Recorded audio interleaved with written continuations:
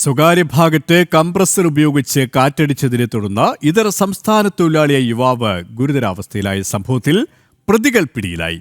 ഒഡീഷ സ്വദേശികളായ 2 പേരെയാണ് Perumbavoor Kuruppampady police arrest ചെയ്തത്. ഗുരുതരമായി പരിക്കേറ്റ യുവാവ് കോട്ടയം മെഡിക്കൽ കോളേജ് ആശുപത്രിയിൽ ചികിത്സയിലാണ്.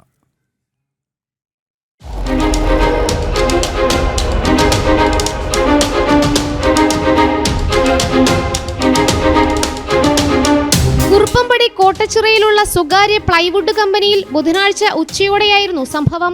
സ്വകാര്യ ഭാഗത്ത് കംപ്രസർ ഉപയോഗിച്ച് കാറ്റടിച്ചതിനെ തുടർന്ന് ഇതര സംസ്ഥാന തൊഴിലാളിയായ യുവാവാണ് ഗുരുതരാവസ്ഥയിലായത്.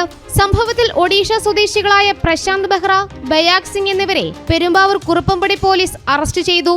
ഗുരുതരമായി പരിക്കേറ്റ ഒഡീഷ സ്വദേശി കോട്ടയം മെഡിക്കൽ കോളേജ് ആശുപത്രിയിൽ ചികിത്സയിൽ തുടരുകയാണ്.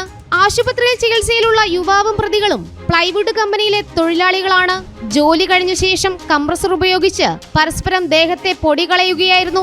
ഇതിനിടെ പ്രതികൾ കംപ്രസർ ഉപയോഗിച്ച് യുവാവിന്റെ സ്വകാര്യ ഭാഗത്ത് കാറ്റടിച്ചു.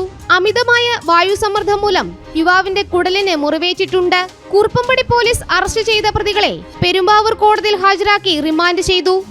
ജനം, കൊച്ചി.